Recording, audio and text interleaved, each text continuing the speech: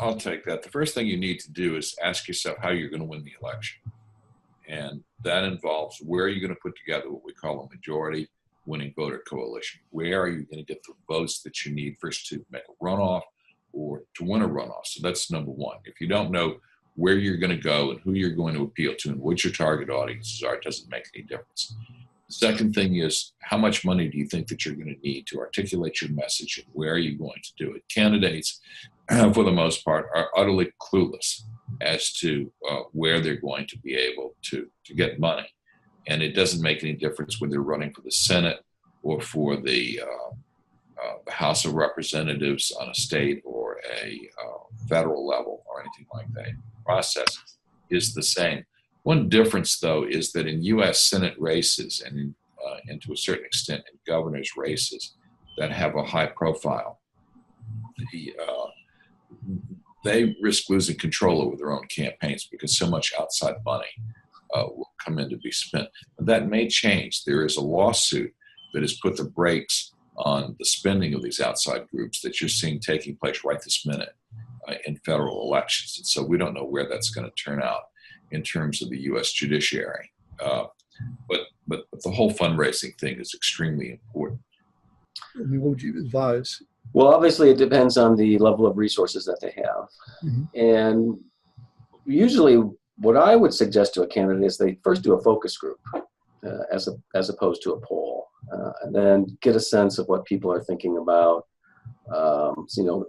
Do a focus group of people from the district that you want to run in, and then get a sense of whether people would support your candidacy or not. And then you can decide to do a larger poll, do a benchmark poll.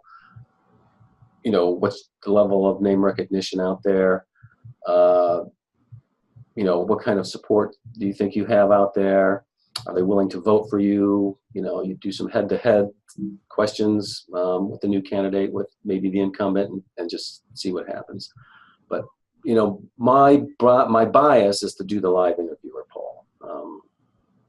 And it is expensive, but I still think it's the gold standard. To look at your district, and before you shell out a lot of money, do you fit the kind of profile of somebody that area would want, whether it's statewide, a congressional seat, or your district? And then if you believe that you can relate to them with that profile, then I think you do find out, you get a group together, what are the issues that are important to people there? And then can you raise money? The campaign finance laws is so complicated, and they have so many limitations on them.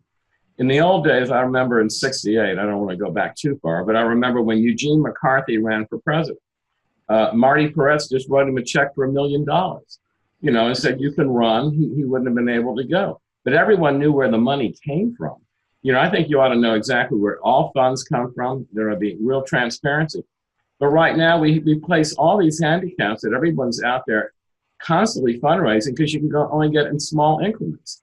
So you have to go and you keep doing that instead of doing your job or running for office. Then if you fit that profile, you think you can raise some money, you really ought to analyze, is there someone else in there that's a prohibitive favorite? Can you have a realistic chance of winning? Just because you're right on the issues and things like that, is there some other factor that you need to look at? So, I think that I love politics. I think it's exciting. And I think that a lot of people in politics get unfairly criticized, whether they're Democrats or Republicans. It's tough being out there. I would also tell someone, if you're running for office, get ready for the ups and no one really knows what it's like until you're the candidate. At 8 a.m., you can be exhilarated. My God, this day is great. An hour later, you get a report. You're totally depressed. I mean, it's a roller coaster. And you have to be ready for people to say things about you. Just keep going. Are they ready for this? They may think they are. So, but you need good people. You get people like Jimmy or come and advise you how to run the mechanics of the campaign. But you have to figure out, are you psychologically ready to do it?